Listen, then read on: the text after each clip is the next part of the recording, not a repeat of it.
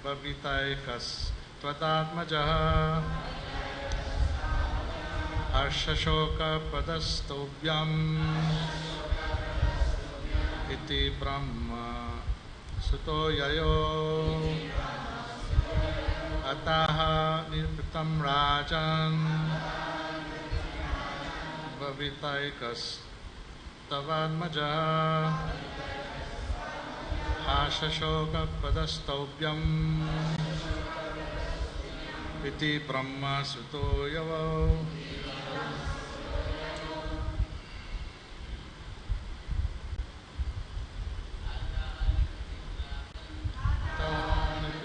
Rajan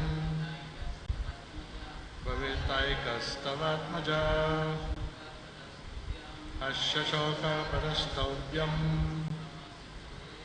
Iti Brahma Suto Yayo Atahani Patim Rajan Bhavitaikas Tavatmaja Ashashoka Padastovyam Iti Brahma Suto Yayo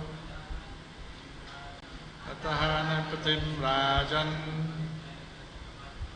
Bhavitaikas Tadatmaja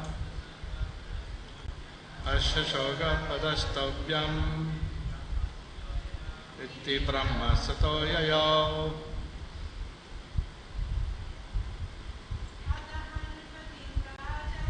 Atahani Patim Rajan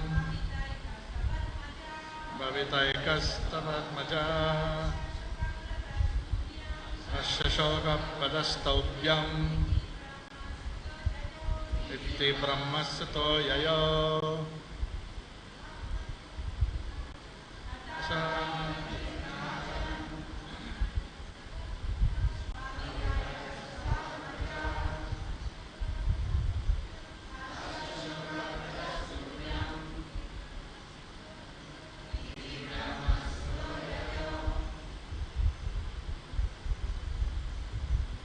That's it. Ata, thereafter, Aha, said, Nipitim, unto the king, Rajan, O King Chitraketu, Bhavita, there will be, Eka, one, Tava, your, Atmajaha, son, Harshashoka, jubilation and lamentation. Brother, who will give Tovyam unto you, iti, thus, Brahma Shuta, Angira Rishi, the son of Lord Brahma, Yayo, left. Translation and purport by Srila Prabhupada. Thereafter, the great sage told the king, O great king, now you will have a son who will be the cause of both jubilation and lamentation.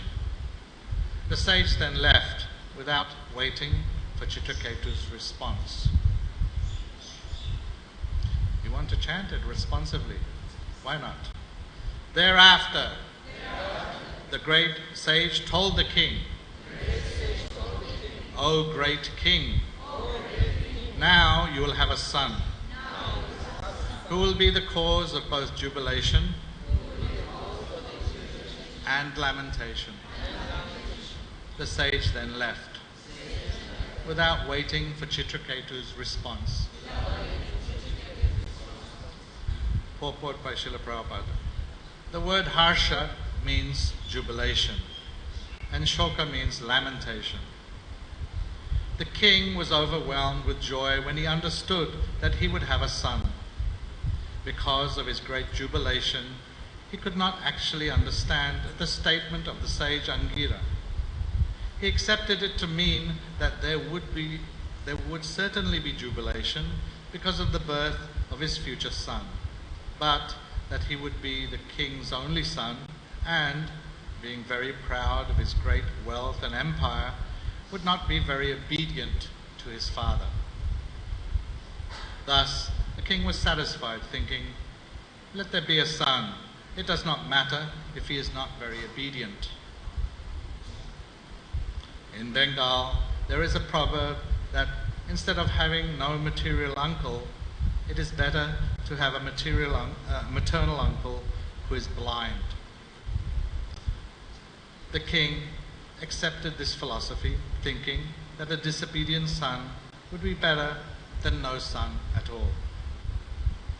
The great sage Chanaka Pandit says, "Korta putrena jatena yona vidvana dharmake kanena cho kusa kimba chakshus padaiva kevalam."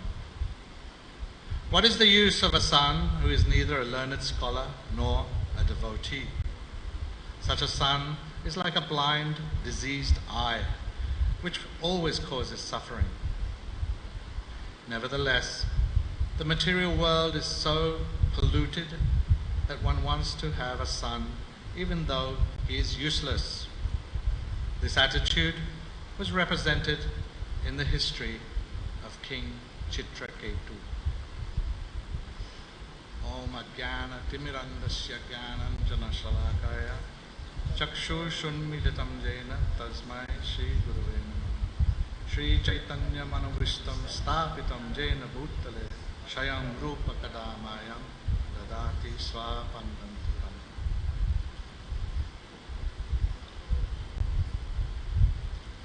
Ataha Nirptim Rajan Bhavitaikas Tavatmaja Ashashoka Padastobhyam iti Brahma Sutojayo. Thereafter the great sage told the king, "O great king, now you will have a son who will be the cause of both jubilation and lamentation." The sage then left without waiting for Chitraketu's response.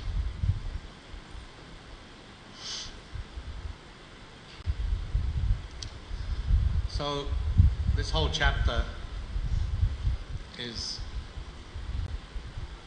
about Chitraketu's material desire. It leads up to some good stuff, some good responses, some good instructions later on. But here we see that he is very anxious to have a son. He's got millions of wives, it's noted here. Millions of wives. My God. Krishna had 16,108 wives, and Chitraketu had millions of wives. What was the difference?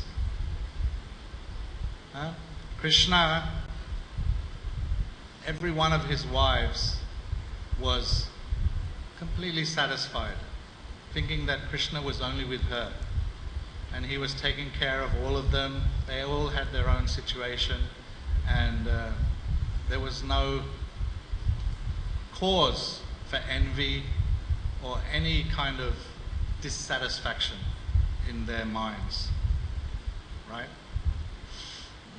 And the Vedas, the Vedic scriptures tell us that, having multiple wives is okay. It's quite okay.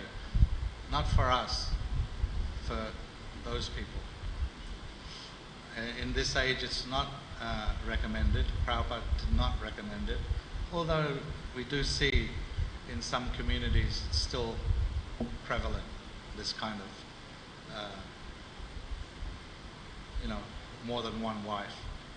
Anyway, Chitraketu had millions of wives, but he didn't have the same Shakti. He wasn't Krishna. He couldn't satisfy them all. And we'll see that's actually the cause of his lamentation. He's thinking that, well, it's okay, Why does he want to have a son? Why are people so eager to have sons? In a material sense, that's that we see in the son. We have to have a son. Why? Because the son is the one who will offer the pinda, who will offer the sacrifice in order to free that living entity and push him on his way. So if you have a daughter, then they can't do that. Technically, they're not able to offer the pinda. So that's why they're very eager, these materialists. Because if you're a devotee, it doesn't matter. Son, daughter, it doesn't matter. As long as you're a devotee and as long as you can make them devotees, it's immaterial. It's immaterial. It's not important. But for materialists, it's very important for them. Those who understand how things work. In the West, they don't understand, they don't really care.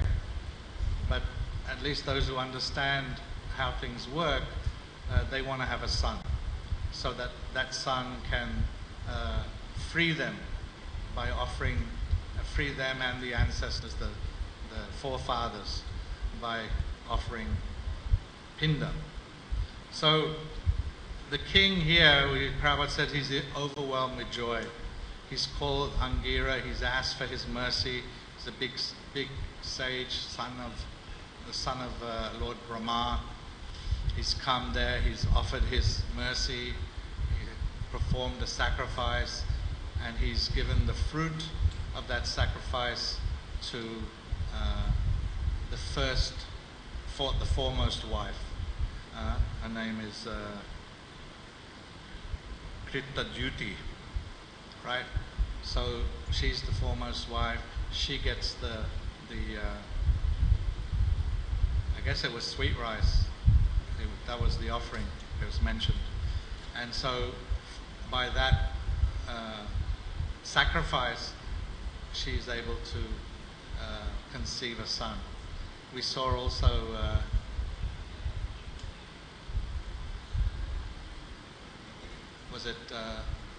it was Lord Ram's father. His wives, they got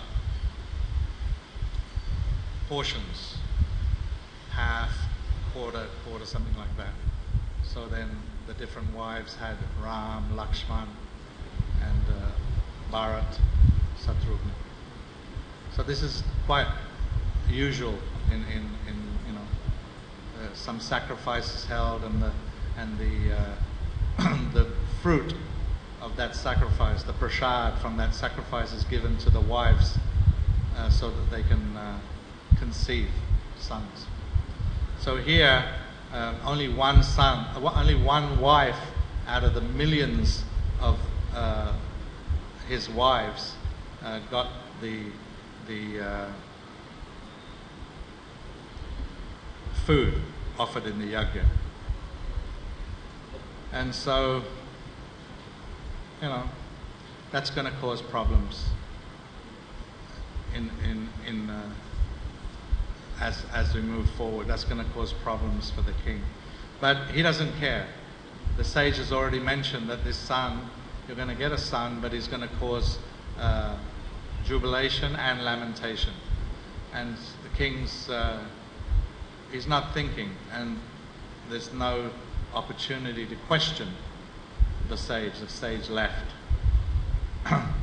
So he's thinking, well, he's going to be the only son, so he's going to be puffed up, he's going to be disobedient. Anyway, it doesn't matter. He's not worried about it. Blind uncle is better than no uncle. That's what the Prabhupada mentions. It's a Bengali proverb. A blind uncle is better than no uncle. So he said a son, even though he's going to be disobedient, doesn't matter. At least I'll have a son. So Chanaka obviously doesn't agree with that, and we also don't necessarily agree with that. because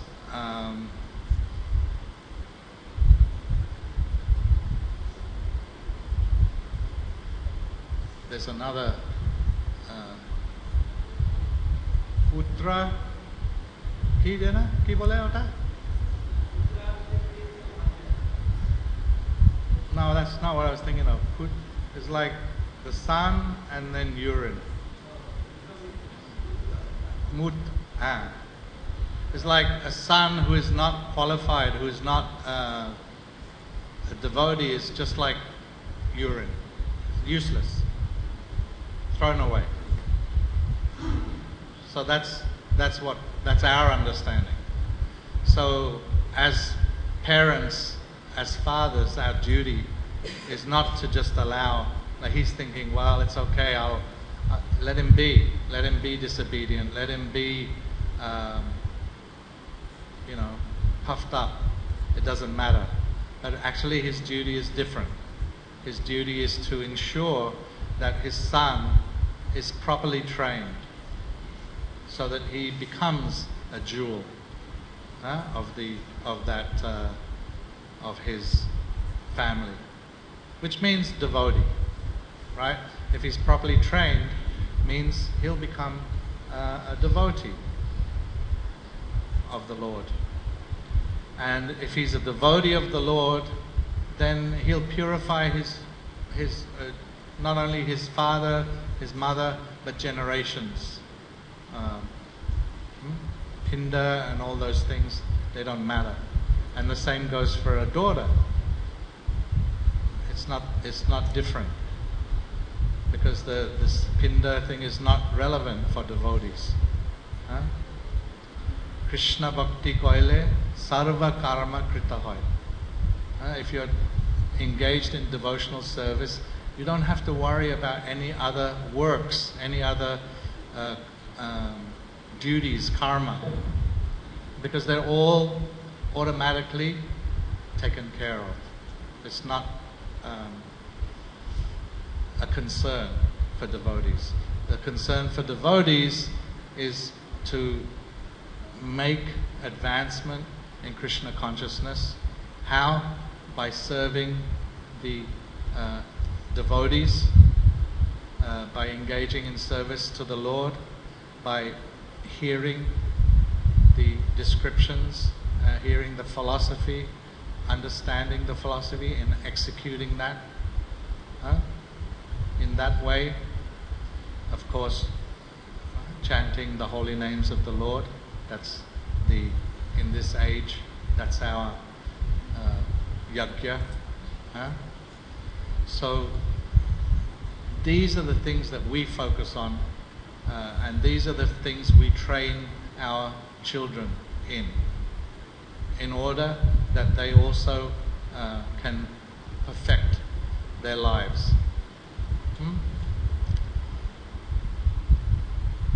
Actually, I'm counting on my grandson. Prabhupada said, your children's children. And that's what he told us. Our children's children. So my sons are doing okay, they're pretty good. But his children, their children, they'll be the real... we're aspiring devotees, We're not really devotees. We call ourselves devotees, but anyway, I'm speaking for myself. I'm aspiring to be a devotee, but I think my grandson, according to Prabhupada's words, and his words can't be wrong, he'll be a devotee. So I'm counting on him to lift me out of this mire. But Chitraketu, he was just concerned about having a son who could offer pinda for him, and he didn't care. He wasn't concerned with the lamentation that had been mentioned, and which is foolish, really. But what to do? He was fachadad. I don't know if you know that word, fachadad, confused. He was confused and he was overwhelmed, Prabhupada says. He overwhelmed with joy because the sage told him that he's going to have a son. And even though he heard it's going to be a cause of lamentation, he just dismissed that.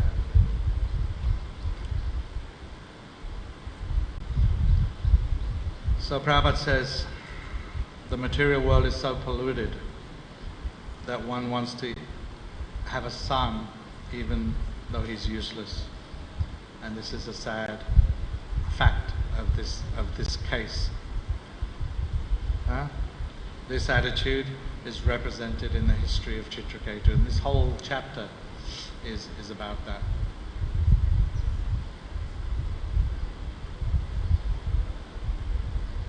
So, any questions, comments, elaborations?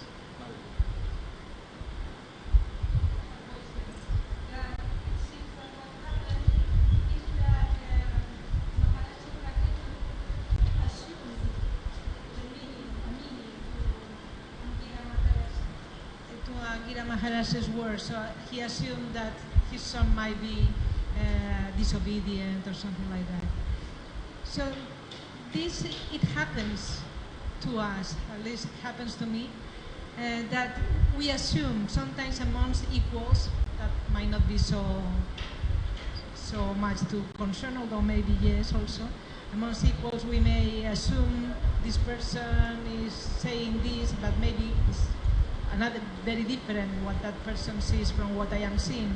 And it also happens with juniors in relationship with elders, no? That the senior devotees are speaking and one assumes certain things that may have nothing to do with the vision of the advanced devotee. So how can we get rid of this tendency to assume, excuse me for my pronunciation? That's not very difficult at all, because Rupa Goswami has given us the answer to that. He says how devotees are supposed to interact with each other. He gives the not clue, this is how it should be. Dadati pratigrinati bhuyam akyati prichati bhungte bojayate chaiva sat vinim priti lakshana. So these 6 activities, interactions are required amongst devotees. So the one that you mentioned, I'm going to assume that, or I'm thinking like this, it's not necessary. It's fruitless. What you do is you approach and you inquire submissively, you inquire confidentially, and you hear confidentially, and then you can understand. Prabhu, you said that and I'm thinking like this, but can you please tell me, am I misunderstanding, or whatever the case may be. And they may confirm what you were thinking. Yeah, you're a rascal. It's true, I think like that. They may confirm what you were thinking or not. It doesn't, but at least you don't have to speculate. You can understand, and then you can try to rectify, try to do something about it. So there's no reason to assume. There's no, in the sangha of devotees, we don't have to be on the mental platform. Oh, he's thinking like that. Why is he thinking like that? You just approach submissively and inquire that what's the issue, what's the problem, and you reveal your mind in confidence, and you hear confidentially. But it's mentioned confidentially, you know, and that's important also. Because it's important, because if we don't have the faith that this discussion is going to be confidential, then we're not going to reveal our minds in full. Oh, but if I tell him I'm having this problem, then everyone's going to know, and I'll become infamous. Everyone will know I'm a rascal. So better I don't speak. And then if we don't speak, if we don't reveal our minds, it stays inside and it causes more problems for us. We need to be able to reveal our minds and talk about the problems that we're having in Krishna consciousness, the issues that we're facing.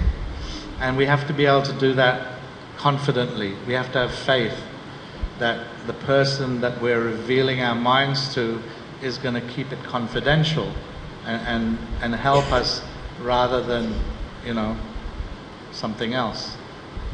So that confidential part is also very important. It's mentioned, Guyam. It's very, that means confidential, hidden discussions. So these discussions are important for devotees. You have to have people, you have to have devotees who you can approach with full confidence and tell them anything. And then hear from them, what you can do to rectify the whatever issue it is, whatever problem you are having. And we can see very clearly that those of you who have been around, you see that those devotees who are not able to do that, who don't have that facility, they have a lot of difficulty. Even senior devotees, so-called senior devotees who became so senior that they didn't have anyone who they could reveal their minds in confidence to. And it's a shame because it's necessary and required, and devotees do that. Right up to Rupa Goswami, he wasn't just talking to us, it's for all devotees. These are the exchanges, and they're important. Otherwise, why did he write them down for us? They're very important. Nectar of Instruction. Very, very important book for devotees to study. And Prabhupada gives lots of,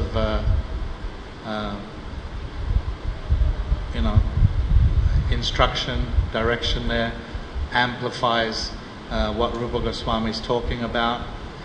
And it's a very important book for devotees. Is it okay, Mataji? Anyone else?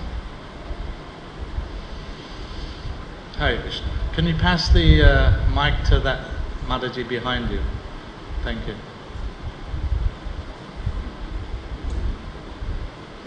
Hare Krishna. I'm wondering, is there any hope for those aspiring devotees whose children may not necessarily want to take devotional service so seriously? I couldn't really hear what you were saying. Is there any hope for those aspiring devotees whose children may not want to take devotional service so seriously? Is there any hope, Mataji is asking, is there any hope for aspiring devotees whose children don't take up Krishna consciousness? Is that what you said? Yeah. Of course there's hope for you. But it means you have to work more. You can't rely on them to help you out. So you will have to help them out. So that makes you more responsible, actually, because if you become fully Krishna conscious, then you can liberate past and future, your progeny. So definitely there's hope, more responsibility on your behalf. You have to be more serious. You can't be like me, lackadaisical and just rely on others. Yeah? So there's hope for everyone who takes up this path. And Krishna, you know, is very kind. You take one step towards him, he'll take 10 steps towards you.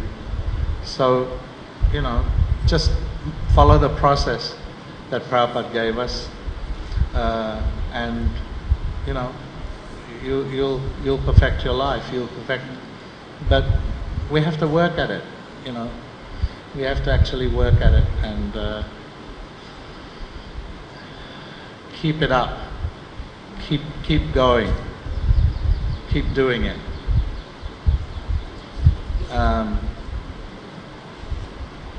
Yeah, it's very easy to become lackadaisical. Oh yeah, I'm a devotee, you know.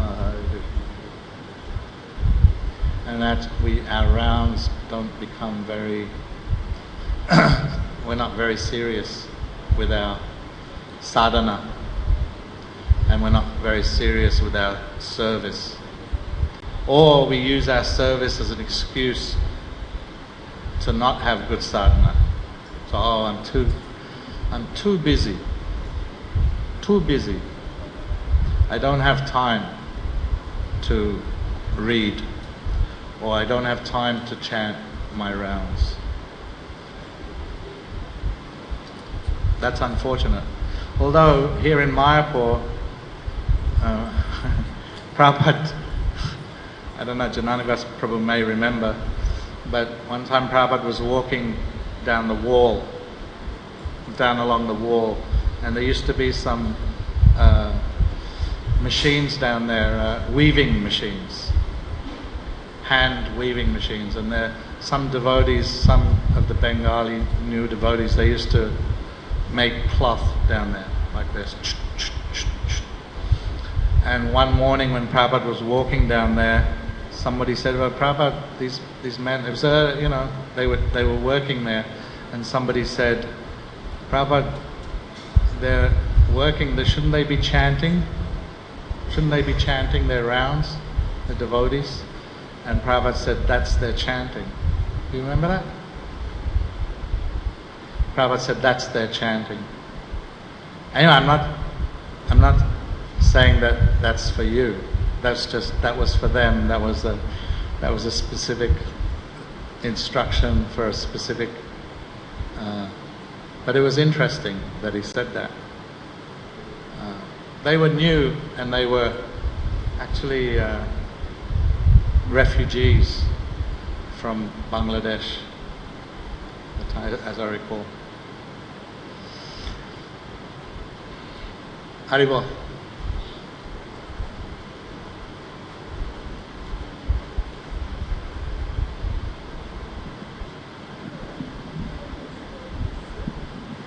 Hare Krishna, thank you. I just had one question. We always say about how if you have a devotee in the family, that liberates, is it 24 generations in the past, 24 generations in the future? Now, does that mean that when you get liberated, they get liberated immediately, or does it mean that they get an opportunity to become devotees? They still have to work through the process. Well, liberation, if you're talking liberation is the first platform of entering into devotional service, real devotional service. At the moment we're engaged in all, you know, Mishra Bhakti or something, but Prabhupada states that liberation is the platform where one can enter into devotional service. So, and even if we perfect ourselves in this lifetime, we don't go to Goloka, we go to Gokul. We go to somewhere in the material world where Krishna is having his pastimes, and we go there and we get trained up by his eternal associates to then go on, right? So I would, since that's our situation, I would take it that that's also the situation.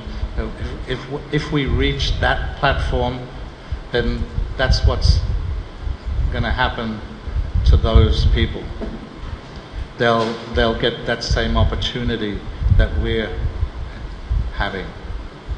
It's said that it's a little hard to kind of appreciate or understand.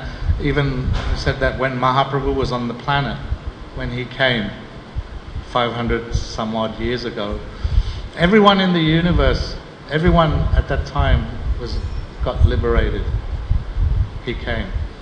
Now there was people in England, or Red Indians, Indian like Aboriginals they're also present. And if everyone got liberated, they also got liberated. Well, they didn't even know anything about him or what he was doing or anything. But it says that the whole place was liberated. So it's an opportunity, I think, I would say. Same opportunity that we have when we reach that stage of liberation. We can enter into the nectar of devotion, real service at the lotus feet of Radha Krishna and his devotees, and get trained up by those associates in whatever service it is that we're supposed to do. That's my understanding.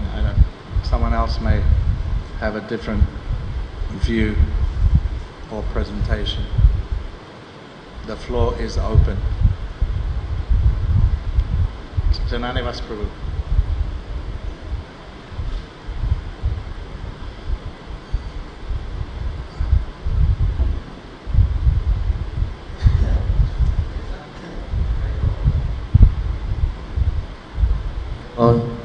Yeah, I agree with Mataji, what she's saying. It appears they get the opportunity to come into contact with devotees and start their devotional service or continue their devotional service. It says if you take a bath in the Ganga, or you visit this holy place, you go to this theatre, you get immediately liberated. So it's kind of a fact, you become purified. But as soon as you leave the place, like you go to the Ganga, you lose all your sins are gone. As soon as you come out, you start bringing everything back again. Like you start identifying with the body, bring all the different identities back again. But for a moment, you were actually liberated. So it appears that the path of liberation is open. How much you want to take and how long you want to take, that's up to you. You may take a few births on the way, or if you're more serious, you could go straight back, but the actual path is open of liberation. You have to accept the statements of the Shastra. I just heard from a godbrother of mine. He said that, like the dependents, the wife especially, the husband and wife, the wife takes equal amount of the husband's pious activities, and she doesn't take any sinful activity, the result of any sinful activities he performs, only the good activities.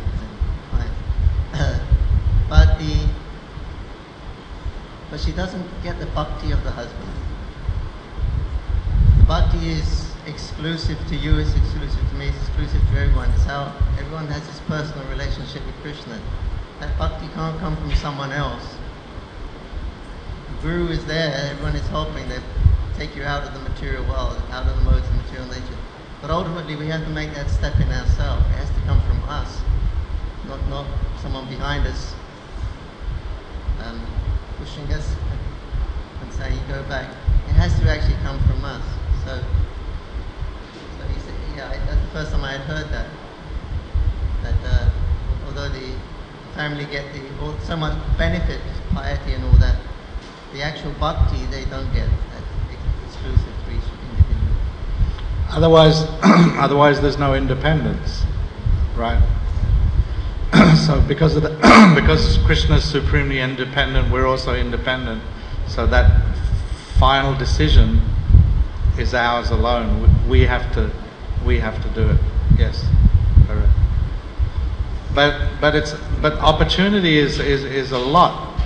Opportunity is a lot because living entities are rotting in this material world. There was that devotee of Mahaprabhu's. Mahaprabhu said something like 10,000 or 10 million births or something. He can come. Who was that? I can't remember. Kunda, after 10 million He births, started dancing. Only 10 million births. Wow. He was in ecstasy because we're eternally tied. Nitya Bada.